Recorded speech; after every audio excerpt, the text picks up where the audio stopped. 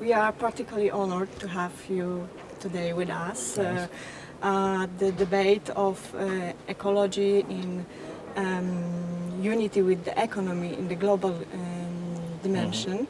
And an important part of this debate was the encyclic of the Pope Francis, Laudato Si, dedicated to the care about the earth as a common house. Yes. And what are the religious bases for the environmental care about the world? No, because the religious bases are very simple. The thing is that the Pope himself has made it clear that he did not write an encyclical about climate change. So it should not be taken as a scientific, contribution of the climate change thing. He said he wrote an encyclical about, integral ecology, care for the home and care for the poor. So at the beginning of the encyclical, what he's talking about is that two things are crying for help. It is the world, our home, creation, and then the poor. Okay, so his thesis basically is that when we abuse the earth, invariably we also abuse the poor ones. So the religious basis you ask about is simply this, that the Pope is asking us to recognize that the earth was given to us as a gift by God.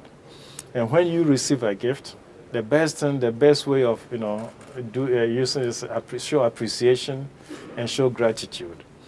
And therefore, appreciation and gratitude for the gift of the earth, for the gift of creation, cannot become an abuse or abusive treatment of the earth. So that is the basic, A gift fills you with awe, fills you with gratitude, appreciation, contemplation, awe. That's why he uses the image of St. Francis of Assisi, who sang about everything that God has created. That's, according to the Pope, that's how we respond to any gift that we receive from the earth.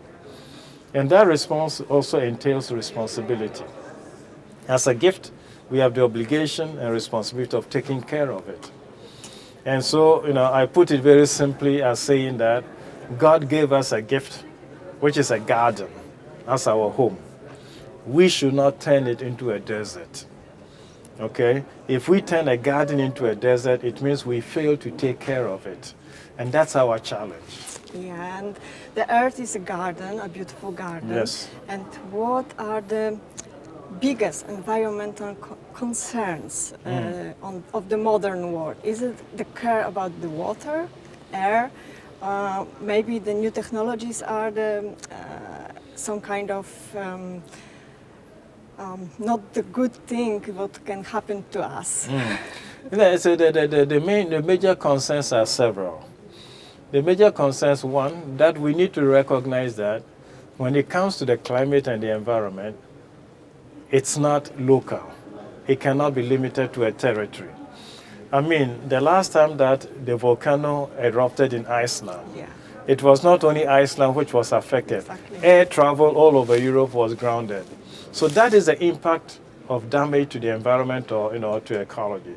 Environmental abuse or disaster can never be localized, because basically what involved is a global common. The environment is a global common good, if you want, and therefore the care for it must also be that.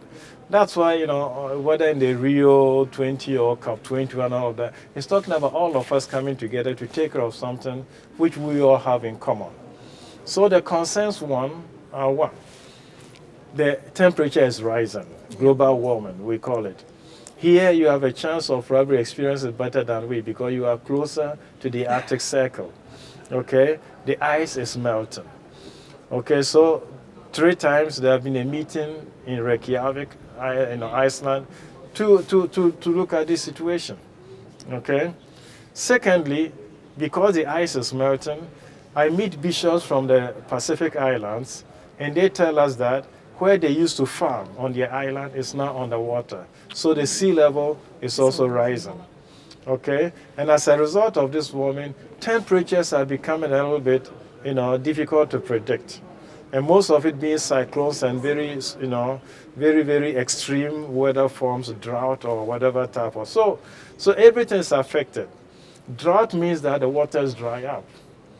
Okay, and the floods also mean that there's a whole. So we need to maintain the balance. Okay, you know, since I'm being interviewed by a lady, I want to use there's a very interesting thing that I think we should observe. You know, we refer to the world as a cosmos, right? Yeah.